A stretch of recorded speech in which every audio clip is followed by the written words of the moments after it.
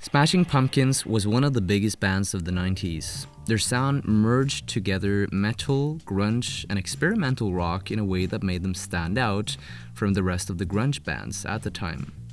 Although founding members James Iha, Jimmy Chamberlin, and D'arcy Wretzky were all involved in the creative process, Billy Corgan was pretty much the creative engine and control freak of the band.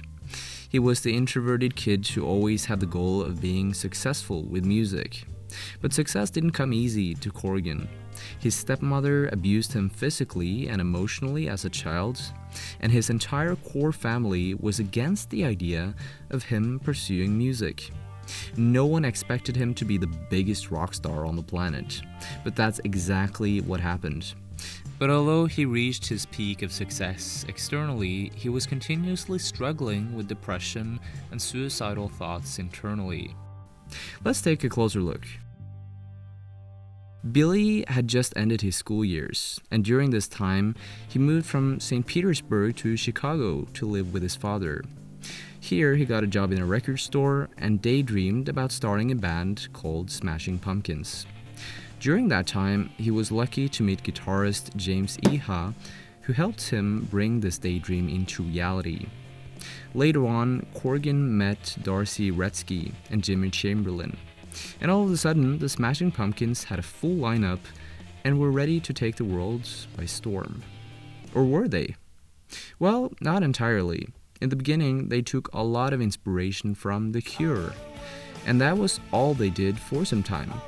Later, they mixed in elements of Black Sabbath-esque metal and post-punk elements along the lines of Joy Division.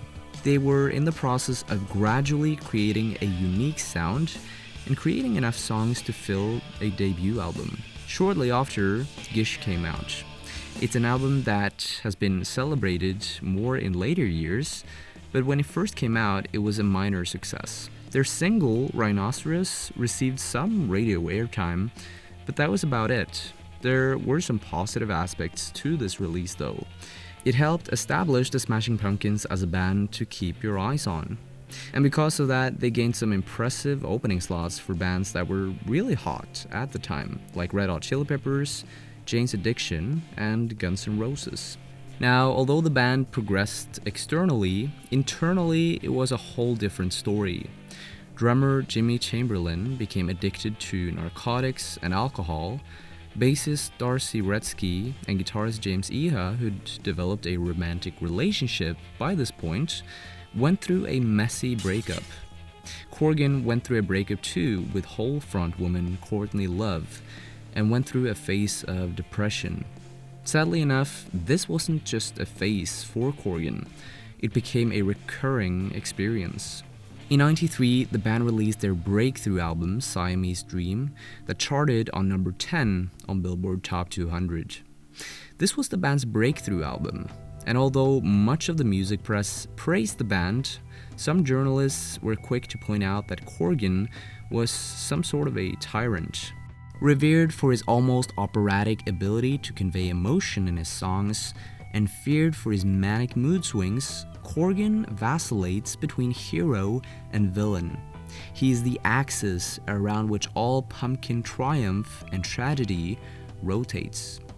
Some journalists heard that Corgan was very controlling during recording sessions. He often played most of the guitar and bass parts himself to give the record a more consistent sound, and the other members weren't exactly pleased with this.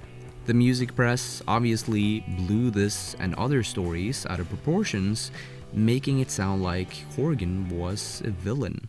Not knowing how to deal with the opinions of fans and music critics, Corgan sunk even deeper into a state of depression. Having had a difficult childhood, I was incredibly unprepared for the pressure that success brought me. The good thing was that I was successful. The bad thing was that I didn't know how to put success in any context because I hadn't known success in my own personal life. And now I was a publicly successful person, but not a privately successful person. Corgan did not feel comfortable being famous, at least not in the first few years. He's clearly an introvert, so that made sense. But like he said, he had never really experienced any personal success before he got famous. Maybe this made his depression even worse? In order to understand what he means by this, we'll have to go back to Corrigan's childhood. Now, Corrigan's father, William Corgan Sr., was a blues and rock musician. It's fair to say that his life was always on the edge, something that created an unsafe environment for young Corgan. Here's a few quotes from some interviews he did where he comments on his father and his family. "My father was a drug-dealing, gun-toting, musician, madman. My core family didn't fit into the culture we lived in. And then abuse made me feel even more alienated from what was going on. Plus, a lot of kids around me were being abused as well, so you didn't think, well, I'm different. I guess I really didn't think that there was any context by which to talk to him. Like if I told him I'm getting the shit kicked out of me every day, that they would have done anything. It isn't like today where people go to jail for abusing their kids and there's public service messages. I mean, when I grew up, there was no messages, no information, there was nothing. There was nowhere to go. So even if somebody pulled me aside, you think, well, I'm just gonna get in more trouble." It's clear that the physical and emotional abuse, particularly from his stepmother, would cripple his self-esteem and create issues down the road. But this wasn't the only side of his misery. Early on, one of his teachers picked up on his intuitive connection with music. The teacher told his parents that their son had a gift for music, but they didn't listen. His core family wanted Corgan to go to college, since they'd never taken the road of higher education themselves. And so he never got the encouragement to do what he truly wanted.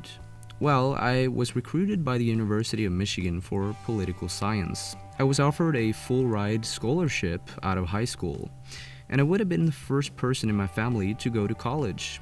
And then I decided instead to go into music, and my family tore their hair out because here I had an academic career waiting for me and the resources to do it, and I just wanted to be a musician.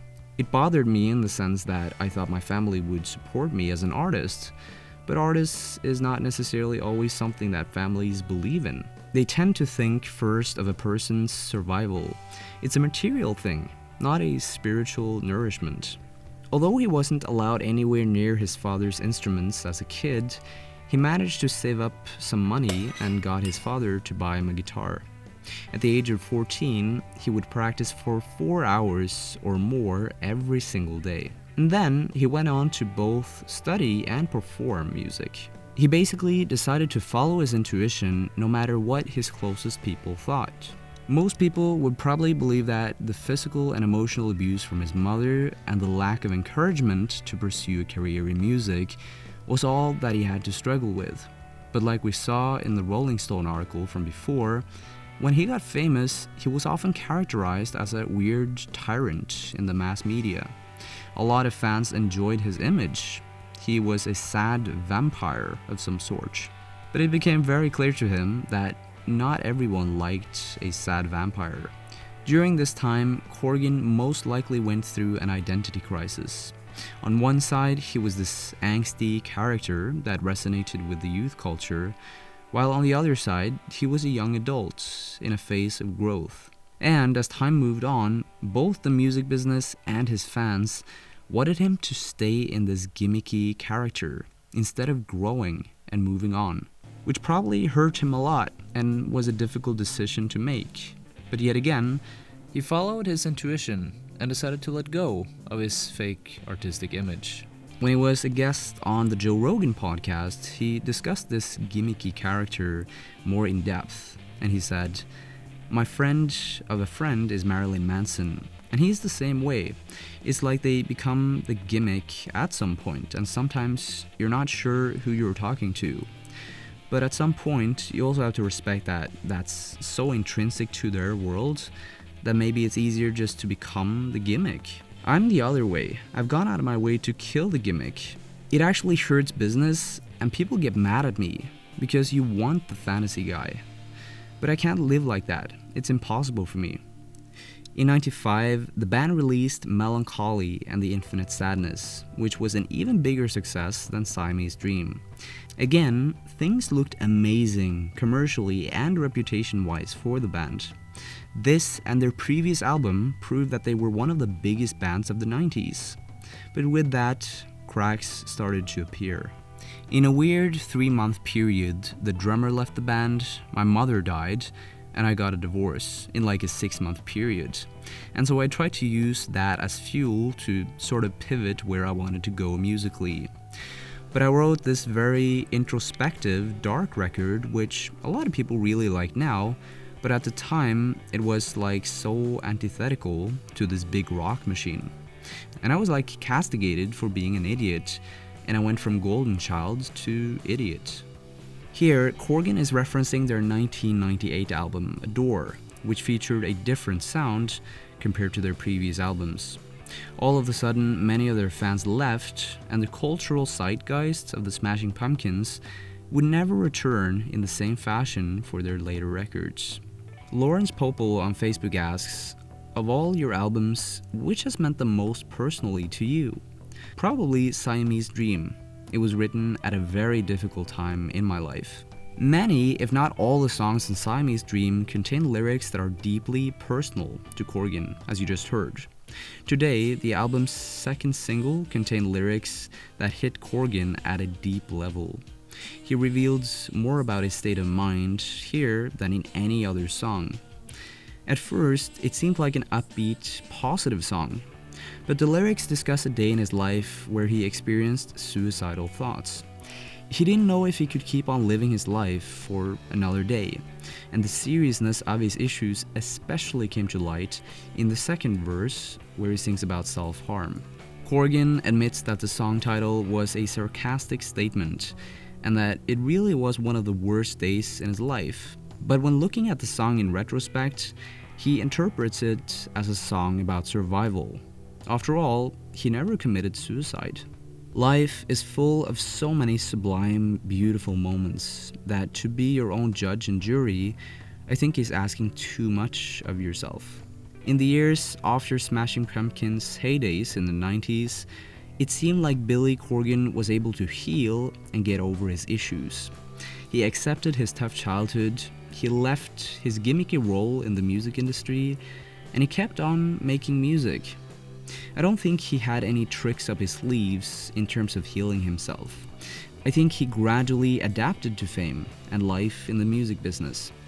He also saw the importance of having people close to him no matter what.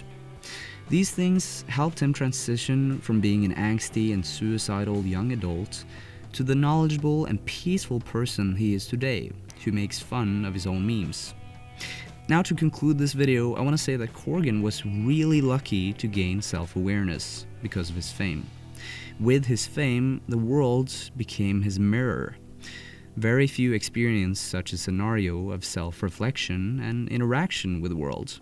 So if you're depressed, do not hesitate to talk about it with the closest person you have. It might actually take a ton of courage to do that, but it's one of the few things that can actually help you get out of it. Thank you so much for watching. I just want to mention that, as you probably noticed, there's some changes going on my channel. This whole video is made of 2D animation, and I'm planning to move in that direction moving forward. Other than that, everything's gonna stay the same. I'm gonna talk about rock music, rock history, the history behind rock albums and artists in the future as well. But there's some new stuff coming up, so if you are excited about that, make sure to hit the subscribe button below and the bell notification. And I'll see you later. Cheers.